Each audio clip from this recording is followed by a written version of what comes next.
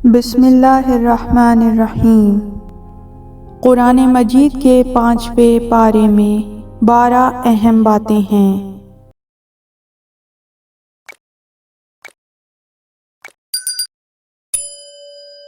Number 1، نکاح متع کی اجازت۔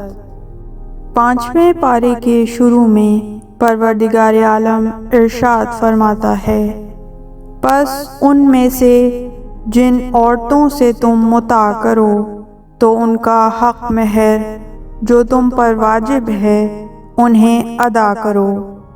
حضرت امام جعفر صادق علیہ السلام فرماتے ہیں کہ آیت کا یہ حصہ نکاح متع کے جواز پر دلیل ہے۔ نمبر 2، خانہ داری کی تدابیر۔ پہلی ہدایت تو یہ دی گئی کہ مرد خاندان کا سربراہ ہے، اور اگر بیوی نافرمان ہو تو اس سے متعلق مرد کو 3 تدابیر بتائی گئیں۔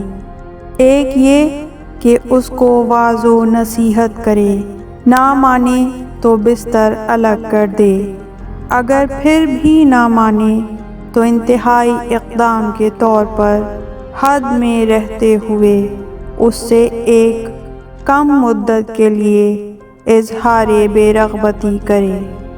نمبر 3، آیہ اولو الامر میں اللہ، رسول اور اولو الامر کی ولایت کا اعلان۔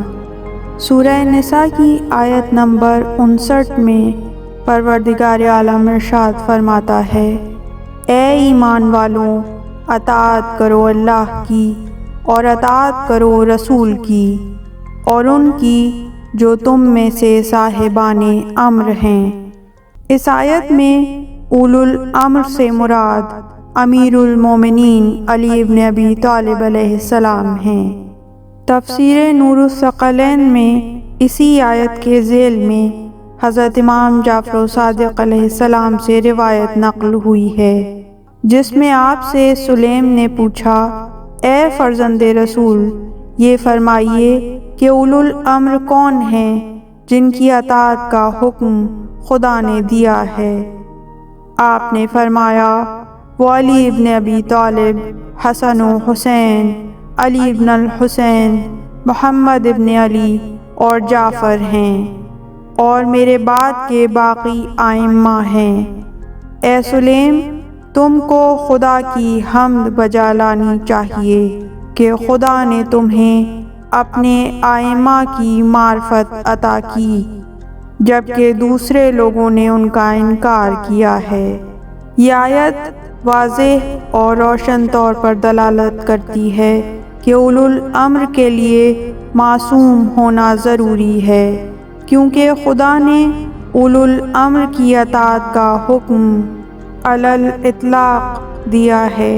یہ خود دلیل ہے کہ وہ معصوم ہوگا۔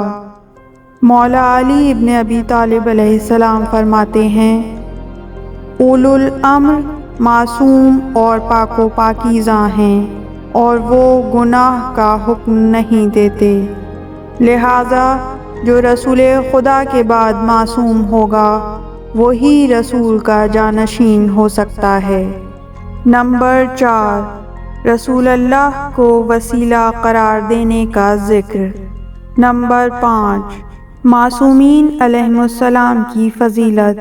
سورہ نساء کی آیت نمبر 69 میں پروردگار عالم مومنین کو خوشخبری سناتا ہے کہ جو لوگ اللہ اور اس کے رسول کی اطاعت کریں گے وہ ان لوگوں کے ساتھ ہوں گے جن پر اللہ نے انعام فرمایا ہے، جو کہ انبیاء، صدیقین، شہداء اور صالحین ہیں۔